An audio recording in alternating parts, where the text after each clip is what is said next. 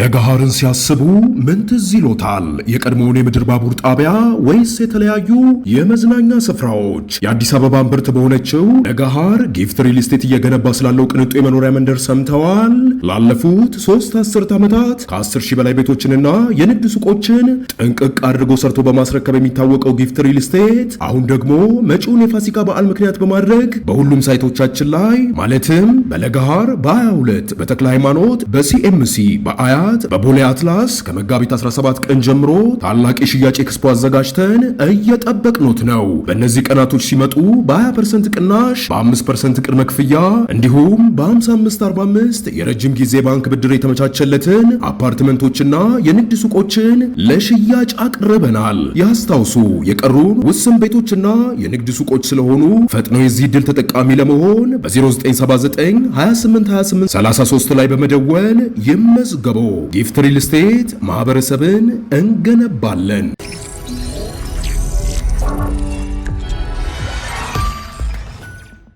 ይህ አዋዜ ሰበር ነው። ልዕለ ኃያሏ አሜሪካ በኢራን ጦር ተቀለደባት። ፕሬዝደንቱ ከአንድ የሆነ ኢራናዊ ከፍተኛ ሰው ጋር እየተደራደርኩ ነው፣ ሁነኛና ወሳኝ ሰው መሆኑን ባደረገልኝ ግዙፍ ስጦታ አረጋግጫለሁ። እሱን መሠረት አድርጌም ባለ 15 ነጥብ የድርድር ሐሳብ ልኬያለሁ። ምክትሌና ውጬ ጄዲ ቫንስና ማርኮ ሩቢዮም እንዲገቡበት አድርጌያለሁ በማለት የገለጹትን ድርድር የኢራን ጦር አሜሪካ ከራሷ ጋር እየተደራደረች ነው ሲል ክበበው ገዳን በሚያስከነዳ ሁኔታ ተሳልቆበታል። ይህ በእንዲህ እንዳለ ኢራን ከትራምፕና ከኔታንያሁ እንደዚሁም ከእነርሱ ተባባሪዎች በስተቀረም የሆርሙዝ ሰርጥ ለአዳም ልጅ ሁሉ ክፍት ነው ስትል አስታውቃለች። የኢራን ጦር በመግለጫው አሜሪካ የራሷን ንግግር መልሳ በጆሮ ማዳመጫ እየሰማች ይሆናል፣ ከኢራን ጋር እየተደራደረች የመሰላት ብሎ ከመሳለቁም በላይ የመረረ ሐረግም አስፍረዋል። እንደኛ ያለ ሰው እንደነሱ ካለ ሰው ጋር በፍጹም ሊስማማ አይችልም የሚል ፕሬዚደንት ትራምፕ ኢራንን ይህንን የዘይት መውጫ በር በ48 ሰዓት ካልከፈትሽ እግዚአብሔር አይልመነኝ፣ ባለ $10 ቢሊዮን የኤሌክትሪክ ማመንጫ ተቋሞችሽን ሁሉ በቦምብ መድምጄ ቶማስ ኤዲሰን አምፖል ከመሥራቱ በፊት ወደ ነበረው የጨለማ ዘመን ነው የምከልስሽ ሲሉ መዛታቸው አይዘነጋም። ያለን አንድ ነፍስ ነው፣ ተንቦቅቡቀን አንሞትም የሚል የህልውና ጦርነት የገቡት የኢራን እስላማዊ አብዮተኞች በበኩላቸው ወንድኖት እስኪ ያድርጉትና ያሳዩን፣ የምናደርገውን እናውቃለን። እዚህ ግዛታቸውን ለእርሶ ጦር ሰፈር መናኸሪያ ያደረጉና ለቦዲ ጋርድነቶ የሚከፍሉ የሰላጤው አገራትን ከሪያድ እስከ አቡዳቢና ዶሃ፣ ከኩዌት ሲቲ መስካትና ማናማ ባህሬን ድረስ የባሕረ ሰላጤውን ዳርቻ ተከትሎም የተዋቀረ የኤሌክትሪክ ማመንጫዎቻቸውንና የውሃ ማጣሪያ ተቋሞቻቸውን ሁሉ መደዳውን እንደርሶ እንመደምደዋለን ሲሉ መለሱ። ትራምፕም ዛቻቸው ሊፈጸም 24 ሰዓት ሲቀረው አንድ ከፍተኛ ሰውዬ ካሉት የኢራን አገዛዝ አባል ጋር ንግግር መጀመራቸውን በማስታወቅ ኢራንን ወደ ቅድመ ቶማስ ኤዲሰን ዘመን የሚከልስ ታላቅ ቁጣውን በ5 ቀን አራዝሜዋለሁ ሲሉ አስታወቁ። አሁን እሱም እየተጋመሰ ነው። ትራምፕ ያ ከፍተኛ ሰውዬ ያሉት ኢራናዊ ባለሥልጣን ማን ነው የሚለውን እንቆቅልሽ የፈጠረውን የማወቅ ጡዘት ለማርካት የዕብራይስጥ ቋንቋ ሚዲያዎች አፈጉባኤው መሐመድ ባጌር ቃሊባፍ ናቸው ሲሉም እንቆቅልሹን ለመፍታት ቢሞክሩም ራሳቸው ቃሊባፍ ግን በሀገራቸው ሚዲያዎች በኩል ማን እኔ ከማን ጋር ነው የተደራደርኩት? ከሕዝቡ የተሰጠኝ አደራ አሜሪካና እስራኤል ላይ አዋራጅ ድል እንድቀዳጅ ብቻ አይደለምን? በማለት ከቶም ሊደራደሩ እንደማይችሉ በመግለጽ ማስተባበላቸው አይዘነጋም። ዶናልድ ትራምፕ ትናንት በዋይት ሃውስ ወሬ ለደራላቸው ጋዜጠኞች በሰጡት ረጅም ቃለ ምልልስ ይህን ከፍተኛ ያሉትን ሰውዬ በኢራን ጉዳይ ላይ ኢራንን ወክሎ የሚወስን ስለመሆኑ ስለምን ወይም በምን ምክንያት እርግጠኛ ሆኑ በማለት ላቀረቡላቸው ጥያቄ ትራምፕ የላከልኝን ስጦታ ልነግራችሁ አልችልም፣ በኩንታል የሚመዘን ገንዘብ ነው ዛሬ ደርሶኛል። በዚህ ምክንያት ቁልፉ ሰው እሱ መሆኑን አረጋግጫለሁ ሲሉ መመለሳቸው አይዘነጋም። የኢራን ጦር ትራምፕን ከራሳቸው ጋር እየተደራደሩ መሆን አለበት የሚል በብስጭት የተሞላ ምላሽ የሰጠው ፕሬዚደንቱ ቀደም ሲል እንደነገርኳችሁ በኩንታል የሚቆጠር የትየሌሌ ገንዘብ ሽልማት ተደርጎልኛል ሲሉ ከገለጹ በኋላ ነው። ይህ በእንዲህ እንዳለ በተባበሩት መንግሥታት የኢራን ተልእኮም ጠቤለሽ መርከቦች በሆርሙዝ ሰርጥ ማለፍ ይችላሉ ሲል አስታውቋል። እስካሁንም የቻይና የህንድና የፓኪስታን መርከቦች ያለ ችግር በበሩ እየተላለፉ መሆናቸው ታውቋል። በሌላ ዜና እስራኤል ያላቋረጠ የኢራን ድብደባዬን በመቀጠል ትናንት ደግሞም በዋና ከተማዋ ቴሄራን ውስጥ የኢራንን ረጅም ርቀት የባሕር ኃይል ተምዘግዛጊ ሚሳይሎች መስሪያ ቦታዎች ላይ የከፋ እሳት አስነስቻለሁ ብላለች። አይዲኤፍ ቴሌግራም ገጹ ላይ እንዳሰፈረውም በከፍተኛ አቅም የመታናቸው ሁለቱ ስፍራዎች ላይ የደረሰው ጉዳት እጅግ የከበደ ነው ካለ በኋላም ሚሳኤሎቹ ባሕርና መሬት ላይ የሚገኙ ኢላማዎችን በፍጥነት ማውደም የሚችሉ ነበሩ ብሏል። አያይዞም ይህ ጥቃታችን በአገዛዙ ወታደራዊ ምርት መሠረተ ልማት ላይ እያደረስን ያለውን ጉዳት የሚያከፋ ተጨማሪ እርምጃ ነው ብለዋል። ወደ ቀደመው ዜና ስንመለስ ፕሬዚደንት ዶናልድ ትራምፕ ባለፉት 2 ቀናት እየገለጹ ያሉትንና ዓለምን ያመሳጠረ መግለጫ ተከትሎም የኢራንን ምላሽ የሰጡት የጦሩ ቃል አቀባይ ኢብራሂም ዞልጋሪ መሆናቸው ታውቋል። ኢብራሂም ምላሻቸውን የሰጡት በቪዲዮ ተቀርጸው ሲሆን የሀገራቸው ሚዲያዎች ይዘውት ወጥተዋል። ኢብራሂም አሜሪካንን የገለጿት ልዕለ ኃያል ተብዬ ሲሉ ነው፣ ሶኮልድ ሱፐር ፓወር። ለፕሬዚዳንት ዶናልድ ትራምፕና ለአሜሪካ ያቀረቡት ጥያቄ እንዲህ ይላል። የውስጥ ችግራችሁ ራሳችሁ ከራሳችሁ ጋር የምትደራደሩበት ሁኔታ ላይ አደረሳችሁን ሲል ይጠይቃል። አያይዘውም የክልሉ መረጋጋት በጦር ኃይላችን ኃያል ክንድ ብቻ የሚረጋገጥ መሆኑን እስክትገነዘቡ ድረስ በክልሉ ያፈሰሳችሁት መዋለ ንዋይም ሆነ የነዳጅና ጋዝ ከጦርነቱ በፊት የነበረ ዋጋን ፈጽሞ አታዩትም ብለዋል። ኢሳያስ እንግዲህ እዚህ ደረጃ ደርሷል አጠቃላይ ሁኔታው። ዶናልድ ትራምፕ ለሁለት ተከታታይ ቀናት ይህን መግለጫ እየሰጡ ነው ያሉት። ነገር ግን ከአንቶኒ ጋር ነው የምደራደረው ብለው ስም ለመጥቀስ አልወደዱም ወይም አልቻሉም እስከዛሬ 2 ቀን። ለዚህም አንዱ ምክንያት የራሳቸው መግለጫ ነው። የኢራንን ዋነኛ መሪዎች ፈጀን፣ ከዛ በኋላ ደግሞ በእነሱ ምትክ ሰውን ንምረጥ ብለው የተሰበሰቡትም እንደዚሁ እነሱንም ፈጀን። ስለዚህ በመሪ ደረጃ ያስቀረነው የለም በማለት ይናገሩ የነበሩት እሳቸው ናቸው።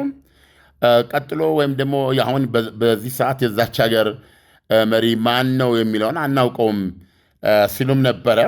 አሁን እንግዲህ ለዚህ ድርድር የ2 ቀናቱን የ48 ሰዓቱን ቀነ ገደብ አራዝመን ወደ ድርድር እንድንገባ ምክንያት የሆነን ከኢራን የተደረገ በኢራኖች በኩል የቀረበ ጥሪ ነው። እኛ አይደለኛ አልደወልንም፣ በጭራሽ እኛ አልጠየቅም። እነሱ ናቸው የጠየቁት። እንደው ስምምነት ላይ መድረስ እንችላለን ያሉት እነሱ ናቸው በማለት ነው ትራምፕ እየተናገሩ ያሉት። እኮ እነሱ ሲሉ እነማ ለሚለው በቃ እነሱ አልኳችሁ።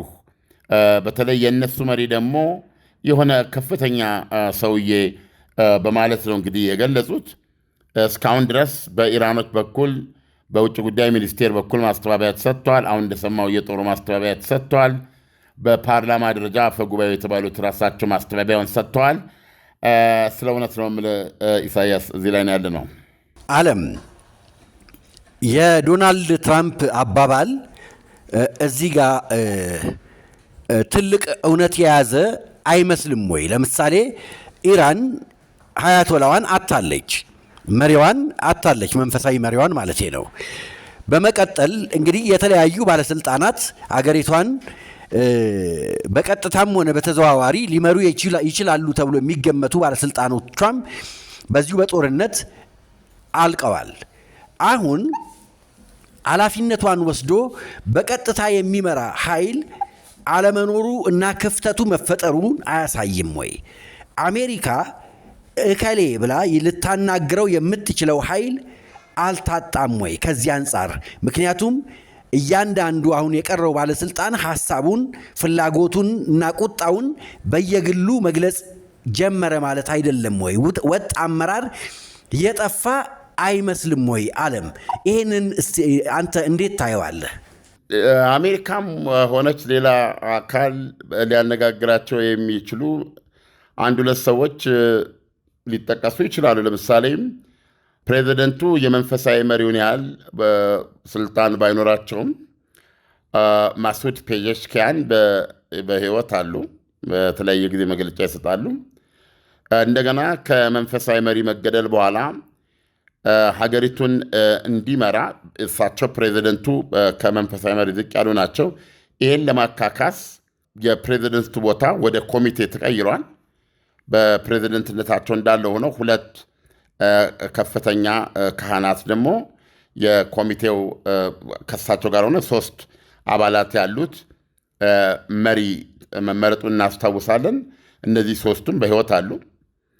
ከዛ በኋላ እነሱም ተልኳቸውን ጨርሰዋል ለማለት በሚያስችል ሁኔታ ምርጫ ተካሂዷል። ኢራኖች እንደነገሩን በምርጫውም አያቶላ ሞጅታባድ ካሚኒ የአሊ ካሚኒ ልጅ ተመርጠዋል።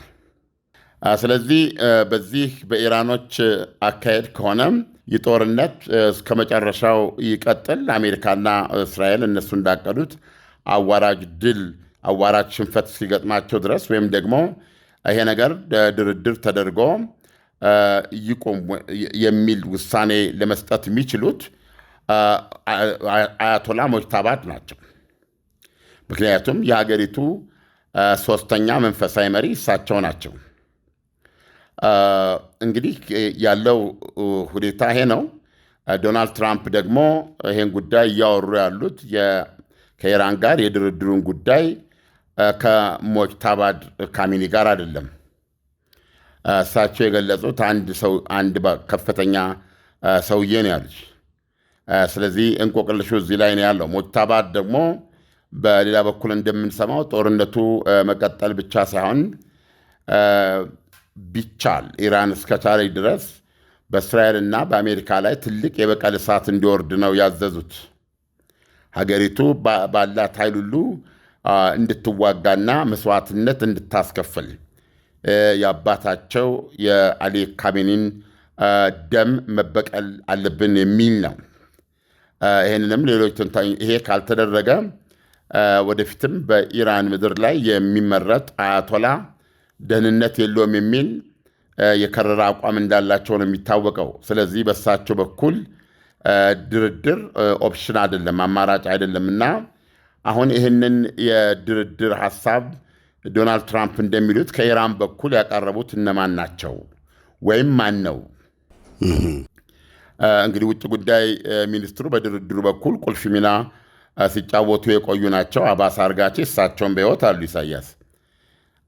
ስለዚህ ከማን ጋር ነው የሚደራደሩትና እዚህ ዜናው ላይ እንደሰማ ያ ሰውስ በትክክል ለምሳሌ መንፈሳዊ መሪ ባሉበት የፓርላማ አፈጉባኤው ባሉበት አፈጉባኤው ከአሊ ላርጃኒ ሞት በኋላ ትልቅ ድምፅ እየሆኑ የመጡ አንዳንዶችም ዲፋክቶ የዛች ሀገር ኃይል የመሪ ድምፅ ናቸው ብለው የሚያቀርቧቸው አሉ። እና እነዚህ ካልሆኑ ታዲያ ከማን ጋር ተደራደሩ ለሚለው ያው እንደነገርኩ ይሄ የሆነ ሰውዬ ነው ብለዋል ትራምፕ።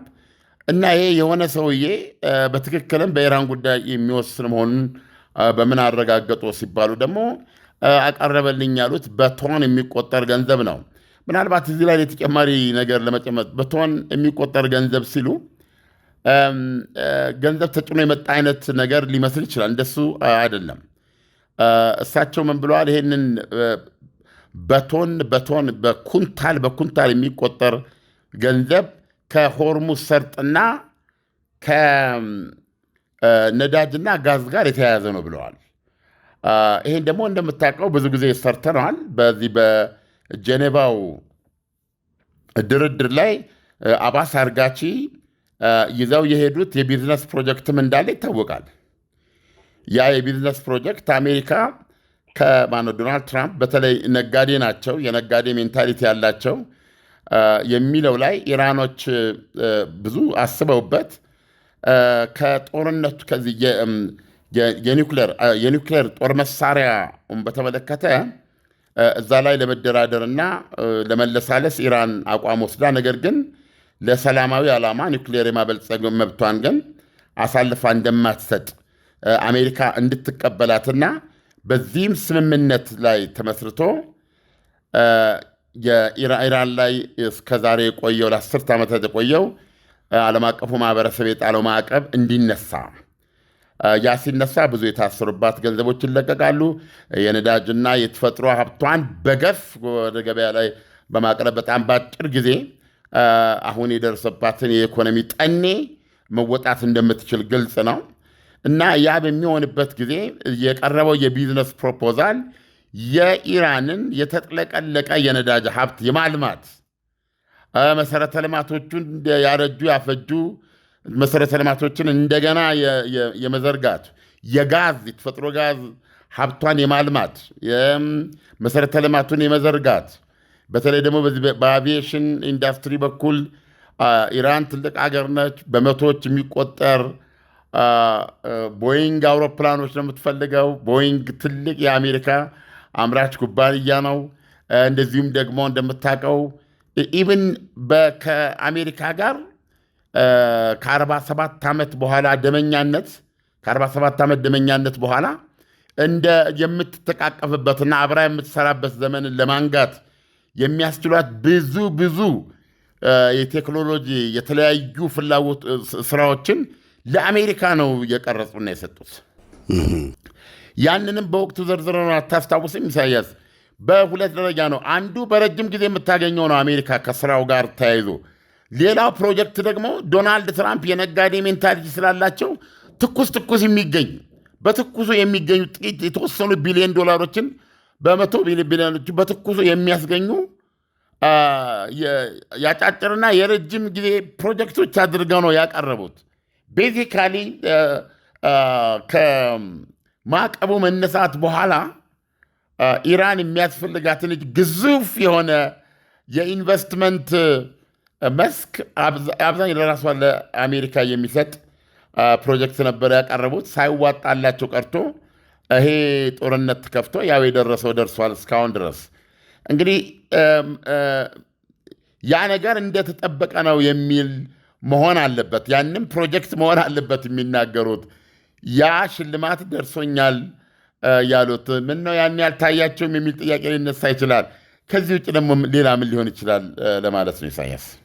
ዓለም ኢራን የዶናልድ ትራምፕን የድርድር ሂደት እኔ አይደለሁም እኔ አልደወልኩም ከሚለው ሐሳብ አንስቶ በስላቅ እየመለሰች ያለችበት ሁኔታዎች ይሄ የተቀመጠውን 5 ቀን ቀነ ገደብ እንዳለቀ በቀጥታ አሜሪካ ወደ ጦርነቱ እንድትገባ የሚገፋፋ አይደለም ወይ? በእርግጥስ እንደዛ ከሆነ ደግሞ ኢራን እንደምትለው የተለየ ሰርፕራይዝ አላት ወይ? አሜሪካንስ ዶናልድ ትራምፕ የሆነ ሰው የሚሉት ሰርፕራይዝ የሚያደርገን ሊሆን ይችል ይሆን? መፈንቅለ መንግስት ይካሄድ ይሆን?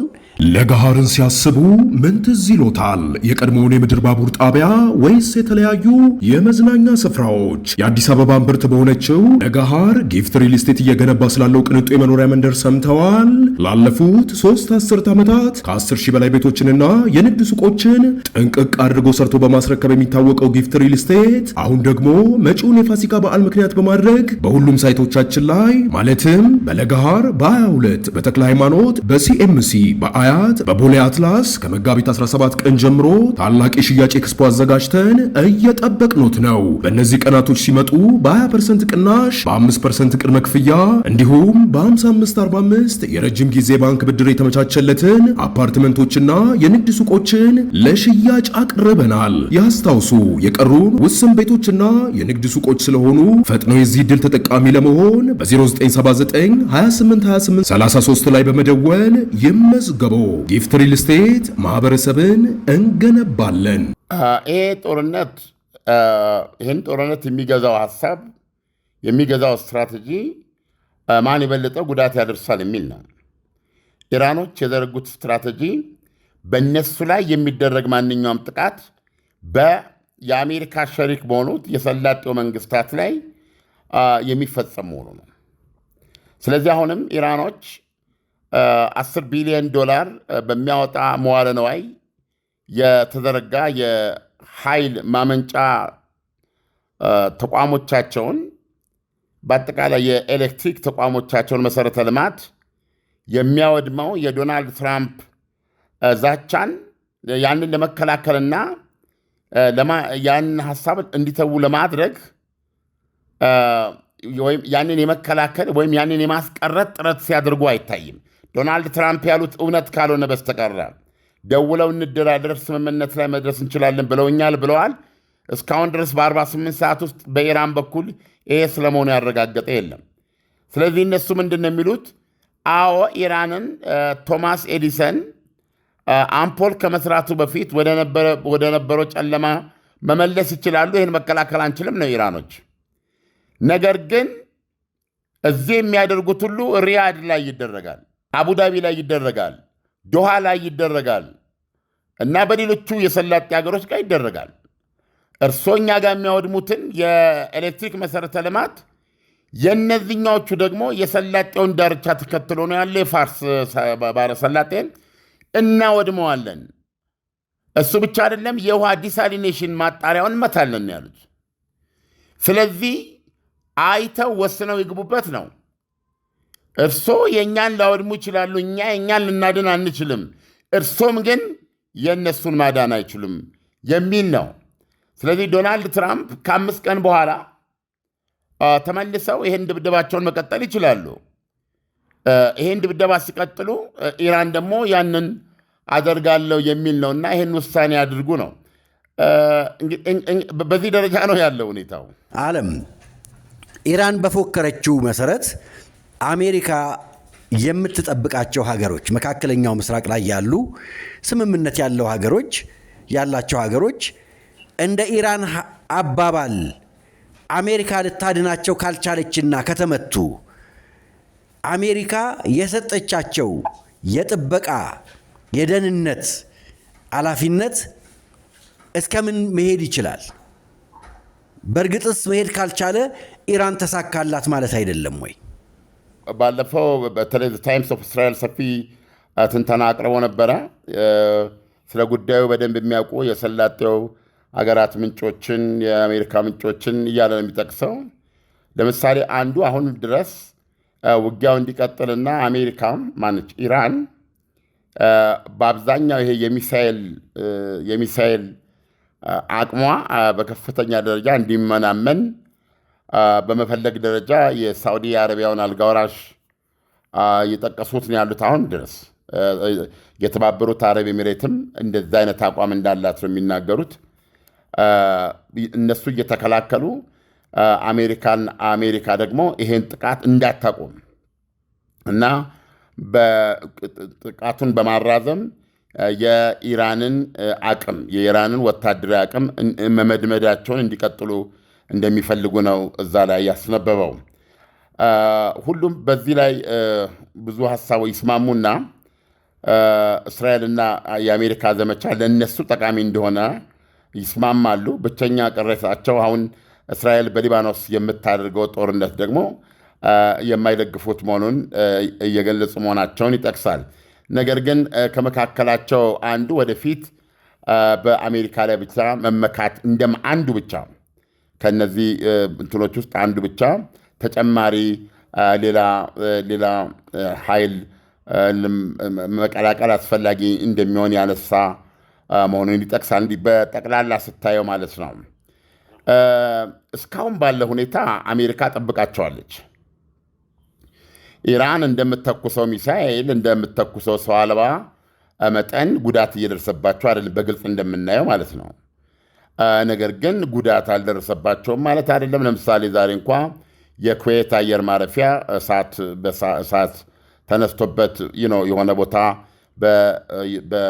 በኢራን ሰው አልባ መመታቱ ታውቋል። የተቃጠለ አውሮፕላን እንደዚህ ባይኖርም በተደጋጋሚ መመታቱ ነው። ኩዌት ውስጥ የአሜሪካ ኤምባሲ ተመቷል። የተባበሩት አረብ ኤሚሬት ውስጥ የአሜሪካ ሚሽን ተመቷል። እዛው የተባበሩት አረብ ኤሚሬት ውስጥ ታጅ ተብሎ የሚታወቀው የአሜሪካ አየር መከላከያ ስርዓት ሁለት ራዳሮች በጣም ቁልፍ፣ እነዚህ ሁለቱ ራዳሮች ኦልሞስት ዋጋቸው $1 ቢሊዮን ነው። እነሱ የተቀመጡበትን ቤት ለእነሱ የተሰራውን ቤት የጎዳ ማለት ነው የጎዳ ጥቃት መካሄድ ተችሏል። ራዳሮቹ ይጎዱ አይታወቅም። አየር ማረፊያዋ ላይ ከአየር ማረፊያዋ አጠገብ በተከታታይ አርፈዋል። ህንፃዎች ተመትተዋል። ሆቴል በራፍ ላይ ወድቋል። የሞቱ ሰዎች አሉ። እንደዚህ አይነት ማት ጥቃቶች ልትዘረዝር ትችላለህ። ነገር ግን በወሳኝ መልኩ የተተኮሱት ሁሉ የታለመላቸውን ኢላማ እየመቱ ኢራን ባሰበችው መጠን ጉዳት አድርሳባቸዋለች ለማለት አይቻልም። ምክንያቱም መከላከል ችለዋል። የመከላከያ መሳሪያዎችን፣ ሚሳይሎችን አሜሪካ በቅርቡ እንደገና ጨምራላቸዋለች። ነገር ግን ኳታር ላይ ሚሳይሎቻቸው ቀጥታ አልፎ ለመምታት በመቻላቸው የተፈጥሮ ጋዝ ማምረቻዋን በመምታቱ 17 በመቶ የማምረት አቅሟን መጉዳት ችሏል።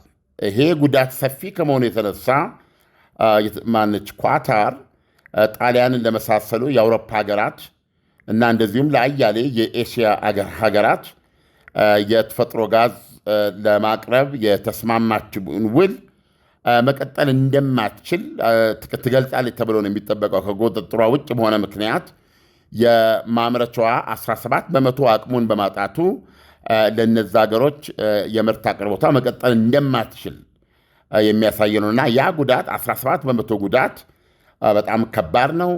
በገንዘብ እሱን መልሶ እንደነበር ለማድረግ $26 ቢሊዮን ነው ያሉት። 5 ዓመት ይፈጃል። ይህን ነገር ደግሞ ግምቱ ስታስገባ ኢራን እንዲህ አይነት የተሳካ ጉዳትም አድርሳለች ማለት ነው።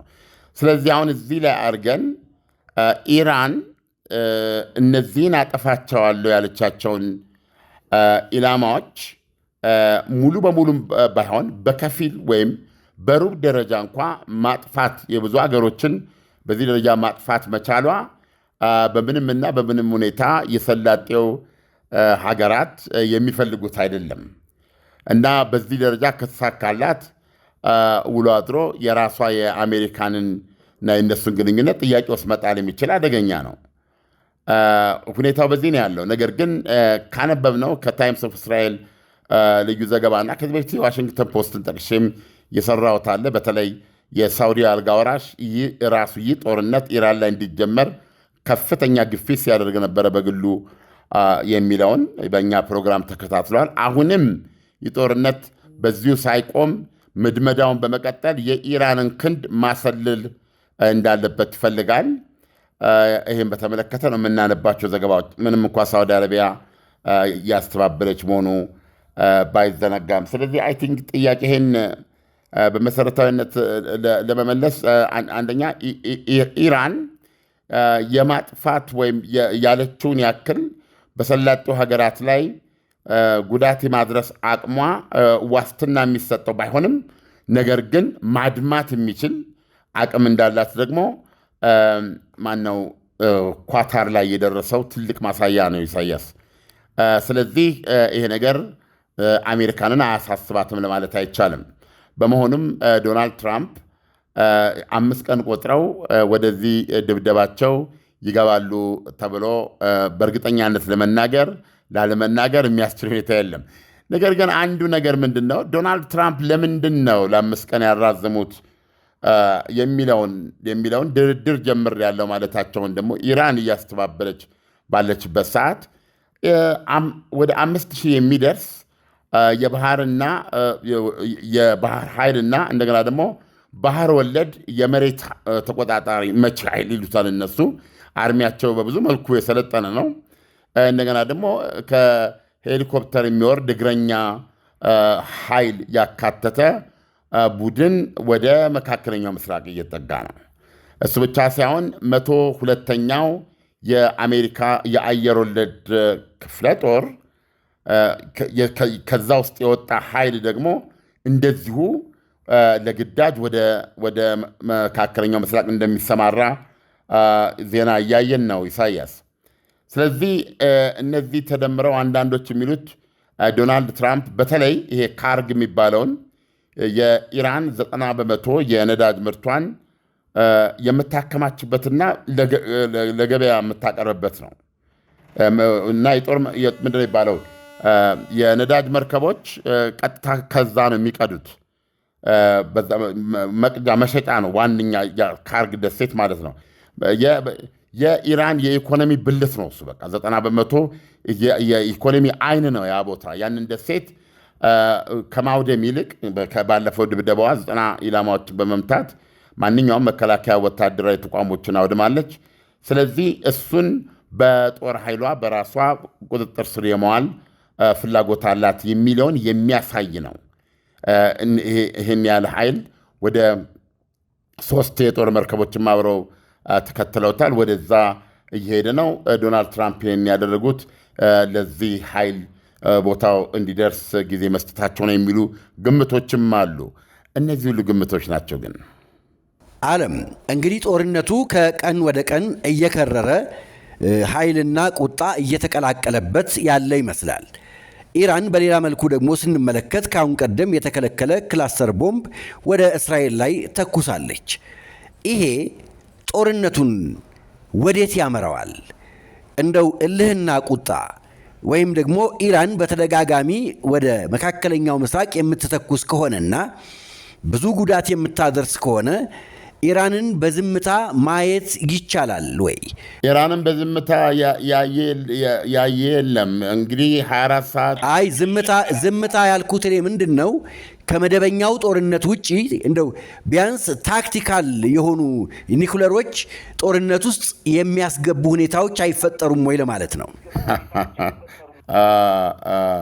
እሱ መሰለ ኢሳያስ ኒክሌርና ወጥ የሀገራችን ሰው እንደሚለው መቼም እናቶቻችን ወጥ ማስፈራሪያ ነው ይላሉ። ዝም ብለው ወጥ አትብላ ማለታቸው ነው። እና ኒክሌር ማስፈራሪያ ነው እንጂ ከዛ ያለፈ ፍቁድ አይደለም። እሱን የሚፈቅድ የለም።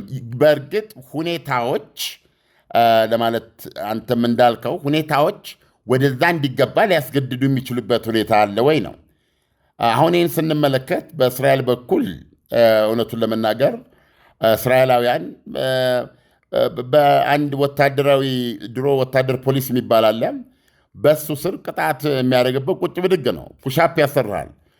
በዛ ደረጃ ነው አሁን እስራኤሎች እየተሰቃዩ ያሉት በኢራን በሚደርሰው ህንፃዎች ወድማሉ፣ በሚፈጀው በሚገለው ሰው መጠን ግን አይደለም። ብዙ እስራኤላውያን እየቆሰሉ ነው፣ ህንፃዎችም ይፈርሳሉ። በሚገርም ሁኔታ በቀን አማካይ 4 ሲበዛ ደግሞ እስከ 7 ጊዜ በቀን በግሩፕ እያደረገች ነው የምተኩሰው ሚሳይሎቹን ኢራን።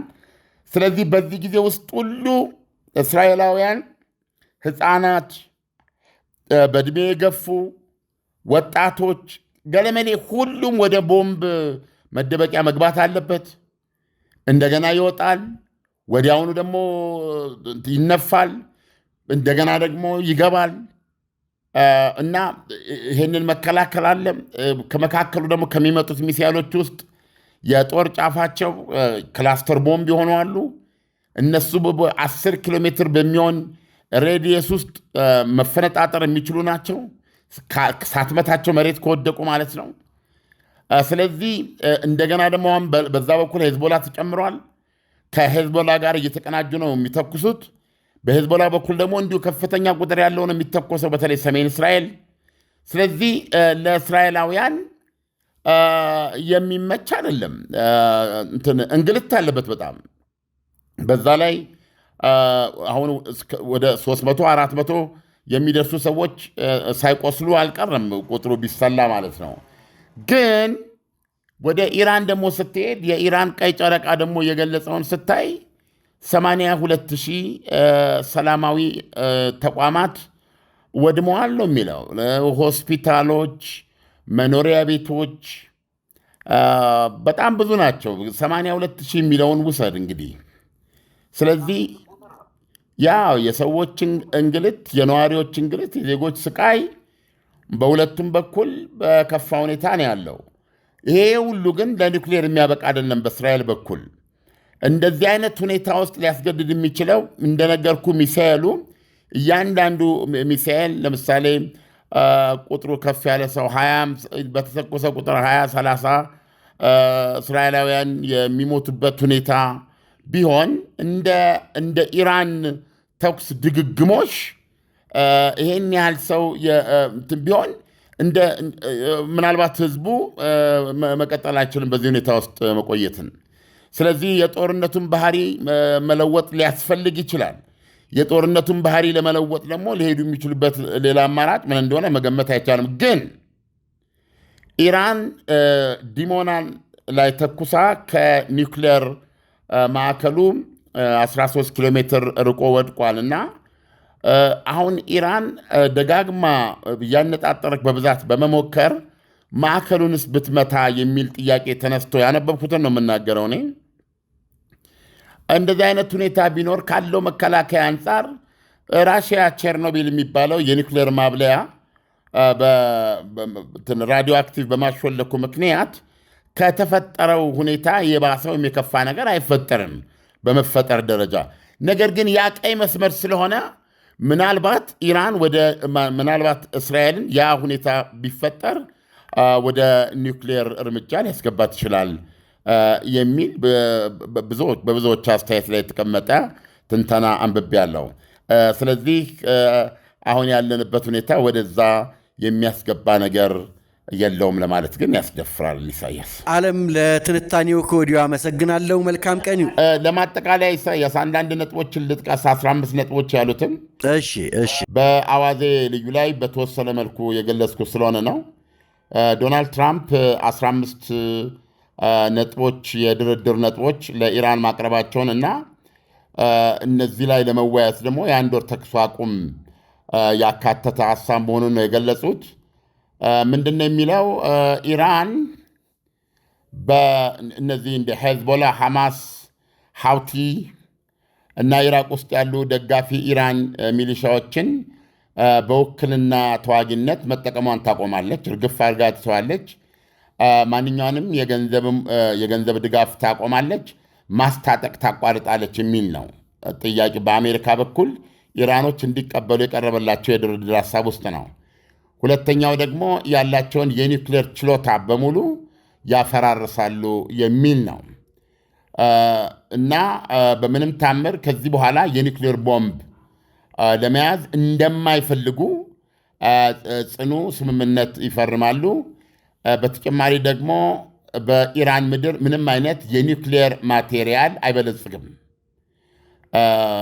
ማንኛውም ከዚህ በፊት የበለጸገ የኒውክሌር ማቴሪያል ያው ብዙ ጊዜ በዋነኛነት የ460 ኪሎ ግራም የሚመዝን 60 በመቶ የበለጸገ ዩራኒየም ለዓለም አቀፉ የአቶሚክ ኤነርጂ ኤጀንሲ ወይም ባለስልጣን እንድታስረክብ ይደረጋል ማለት ነው። ያንን የስትሬት ኦፍ የሆርሙዝ ሰርጥ ደግሞ የነፃ የንግድ መተላለፊያ በር ሆኖ እንዲቀጥል ወደ ነበረበት ቦታ ይመለሳል ማለት ነው። ኢራን በዚህ በጦርነቱ ወቅት ካሰማቻቸው አቋሞች አንዱ ለምሳሌ የዚህን ሆርሙዝ ሰርጥን ሞኒታይዝድ የማድረግ ልክ ያቺ አርጃኖ ግብፅ ስዊስ ካናል ላይ እንደምታስከፍለው ኢራንም እንደዛ አይነት ሐሳብና ዕቅድ እንዳላት እየገለጸች ነበረ። እንደሱ አይነት ነገር እንደማይቀጥልና ሆርሙዝ ሰርጥ ለሁሉም ለመርከቦች መተላለፊያ ክፍት እንዲሆን የሚጠይቅ ነው። የኢራን ሚሳኤሎች ደግሞ ርቀቱና ብዛቱ እንዲወሰን ወደፊት በሚስማሙበት ጊዜ ማለት ነው። ያው እንደምናውቀው ቢያንስ ከ1200 ኪሎ ሜትር ጀምሮ ያሉ የረጅም ርቀት መቺ ሚሳኤሎችን ማምረት እንዳትችል ያሉትም እንዲወድሙ የሚያደርግና ራሷን ለመከላከል ብቻ የሚያስፈልጋት በሚል እንደሚወሰን ይገልጻል። አሜሪካ ደግሞ በተሯ ለኢራን የምታደርገውን ሲያስቀምጥ ኢራን ለሲቪሊያን ኒውክሌር ፕሮጀክት አሁን ለምሳሌ ቡሼር ያለውን የኤሌክትሪክ የኒውክሌር የኤሌክትሪክ ማመንጫ ተቋምን እሱን በማሳደግ በኩል አሜሪካ ትረዳለች፣ በብዙ መልኩ ታግዛለች ይችላል። በሲቪሊያን ኒውክሌር ፕሮጀክት ማለት ነው። ኢራን ላይ የተጣሉት አጠቃላይ ማዕቀቦች ሁሉ ይነሳሉ፣ ድጋሚ ተመልሰው አይጣሉባትም ይላል። ለምሳሌ ስናፕ ባክ የሚሉት ነገር አለ። ማዕቀቡን ካነሱ በኋላ እንዲህ አይነት ሁኔታ ላይ እንደዚህ ያጓደልሽ እንደሆነ ያው እንደገና ይመለስብሻል የሚለውን እሱ አይኖርም። አንዴ ማዕቀቡ ከተነሳላት በኋላ ማዕቀቡን መልሰው እንደማይጣልባት ቃል የሚሰጥ ነው። እዚህ ላይ ነው እንግዲህ ኢራን የራሷን ምላሽ ሰጥታ ድርድር ተደርጎ እልባት እንዲደረስ የአንድ ወር የተኩስ አቁም ጊዜ የማድረግም ሐሳብ ያለው ባለ 15 ነጥብ ዕቅድ የተባለው በከፊል አሁን እኔ ይሄ የገለጽኩት ነው። እዚህ ውስጥ ደግሞ የእስራኤልን ጥያቄዎች አብረው ምላሽ ያገኙበት ነው። በግልጽ ያው ብዙዎች አሏን ሲከታተሉ ቆይተዋል። ይኸው ነው። ኢሳያስ አለም፣ አንድ ጥያቄ ልጠይቅህ። አሁን ያቀረብከው ዘገባ በኢራንና አሜሪካን በተመለከተ ያለው ድርድር ማለት ነው፣ አንድም ሰው ሳይጎዳ አንድም ጥይት ሳይተኮስ ይሄ ሐሳብ ቀርቦ አልነበረም ወይ? አሁን ይሄ ሁሉ መስዋዕትነት ከተከፈለ በኋላ ይሄ የሐሳብ ድርድር ቢጸና ወይም ኢራን ብትቀበለው የአገሪቷ ሕዝብ ይቀበለዋል ወይ? ምሬቱና ንዴቱስ እንደው በስተምን ይገለጻል? አሁን ስለዚህ አስተያየት ለመስጠት ትንሽ ገና ነው። ሌላው ቀርቶ በኢራኖች እንዲህ አይነት ነገር ስለመደረጉ ያመኑበት ሁኔታ የለም። ሁለተኛ እነዚህ በአሜሪካ በኩል የቀረቡ ናቸው። የኢራኖች ምላሽ አልታወቀም። ስለዚህ ይህም እንግዲህ በአንድ ወር የድርድር ሂደት ውስጥ የሚታወቅ ነው የሚል ነው። ኢራኖች የቀርቦላቸው ኦኬ፣ በዚህ ላይ በቃ እንደራደራለን፣ ተኩስ አቁም ይደረግ ለአንድ ወር ብለው ውሳኔ ላይ ከመድረሳቸው በፊት ድርድር እየተደረገ መሆኑን እንኳ እውቅና መስጠት አለባቸው። ስለዚህ እዚህ ላይ ነው የምንተወው ጉዳዩን። አለም፣ ለዛሬው ትንታኔ ከወዲሁ አመሰግናለሁ። መልካም ቀን ይሁንልህ። መልካም ቀን። ለገሃርን ሲያስቡ ምን ትዝ ይሎታል? የቀድሞውን የምድር ባቡር ጣቢያ ወይስ የተለያዩ የመዝናኛ ስፍራዎች? የአዲስ አበባ እምብርት በሆነችው ለገሃር ጊፍት ሪል ስቴት እየገነባ ስላለው ቅንጡ የመኖሪያ መንደር ሰምተዋል? ላለፉት 3 አስርት ዓመታት ከ10 ሺህ በላይ ቤቶችንና የንግድ ሱቆችን ጥንቅቅ አድርጎ ሰርቶ በማስረከብ የሚታወቀው ጊፍት ሪል ስቴት አሁን ደግሞ መጪውን የፋሲካ በዓል ምክንያት በማድረግ በሁሉም ሳይቶቻችን ላይ ማለትም በለገሃር በ22 በተክለ ሃይማኖት በሲኤምሲ በአያት በቦሌ አትላስ ከመጋቢት 17 ቀን ጀምሮ ታላቅ የሽያጭ ኤክስፖ አዘጋጅተን እየጠበቅኖት ነው። በእነዚህ ቀናቶች ሲመጡ በ20% ቅናሽ፣ በ5% ቅድመ ክፍያ እንዲሁም በ55/45 የረጅም ጊዜ ባንክ ብድር የተመቻቸለትን አፓርትመንቶችና የንግድ ሱቆችን ለሽያጭ አቅርበናል። ያስታውሱ፣ የቀሩን ውስን ቤቶችና የንግድ ሱቆች ስለሆኑ ፈጥነው የዚህ ዕድል ተጠቃሚ ለመሆን በ0979 2828 33 ላይ በመደወል ይመዝገቡ። ይቆጠቡ። ጊፍት ሪል ስቴት ማህበረሰብን እንገነባለን።